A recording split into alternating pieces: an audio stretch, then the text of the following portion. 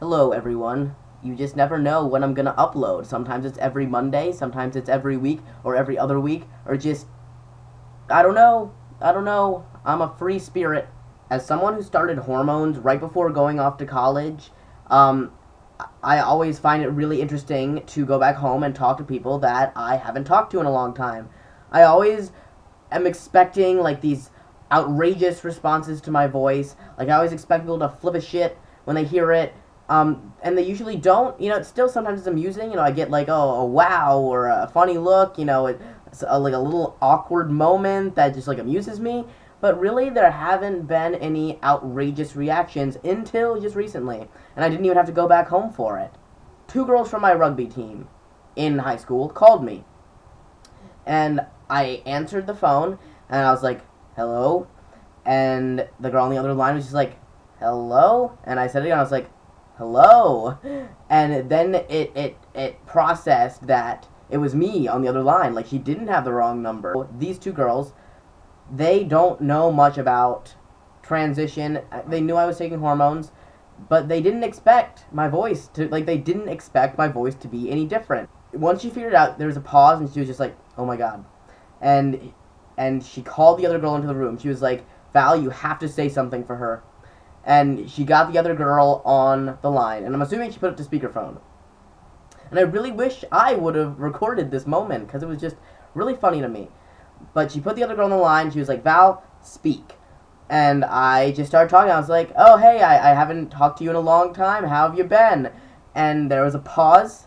Heard nothing on the other line. And then just a solid 5 minutes of straight up screaming. Just screaming and then like laughing and then screaming and like, oh my god, is it real? And they could not comprehend that. That was too much for them to handle. What I really want to do now is get my webcam ready, have it rolling, go through my contacts of everyone who I haven't talked to since starting, and just be like, hey, sup, this is Val, and like record their response, and then just like YouTube. That's what I want to do. Maybe I will. What do you think? Would that just entertain everybody? I mean, it would entertain me. But if the reactions or anything like that, like, that was so funny, fun, I don't know, to me. Am I weird? So at my campus's Gay Alliance meetings, which is basically GSA for anybody who's still in high school, middle school, whatever, we had a themed meeting about sex toys. And this meeting was going to be run by the Gay Alliance president, who is a student, a freshman, and like co-run by this lady who works at this organization called AIDS Care. She's a professional. It was her job to know this. And then the president of the Gay Alliance, he just did some Googling to figure this stuff out. And, he's a very funny guy, very expressive. So basically it's him up there, talking about sex toys, like, LOL dildos, and then her going, this is how you use it. So the president of our Gay Alliance had this PowerPoint set up. And one of the slides was like, clitoris versus prostate. Next to prostate, he had parentheses, male, and next to clitoris, he had parentheses, female. And, when he was describing, what you do with sex toys, he's like, you can do this to a woman's vagina, or you can do this to a man's prostate, just that kind of vocabulary. And when he'd be done talking, the woman from AIDS Care would chime in, and when she was talking about what to do with sex toys, she'd be like, a person with a vagina could do this, or a person with a prostate could do this. And she never gendered something based on, what organ it was used on. While the president's use of his language never offended me, her way of putting things just made me feel included, and it's like it was just really nice to hear somebody put it in those terms.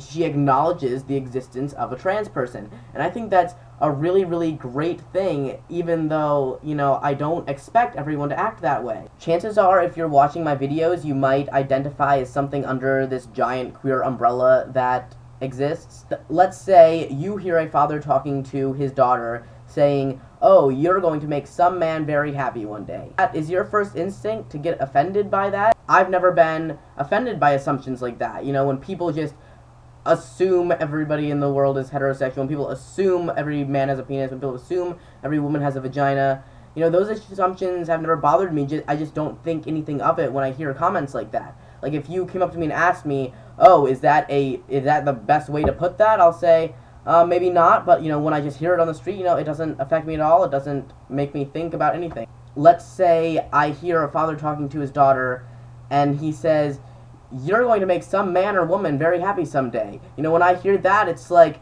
he has included me, he has included queer people as, like, he has acknowledged their existence.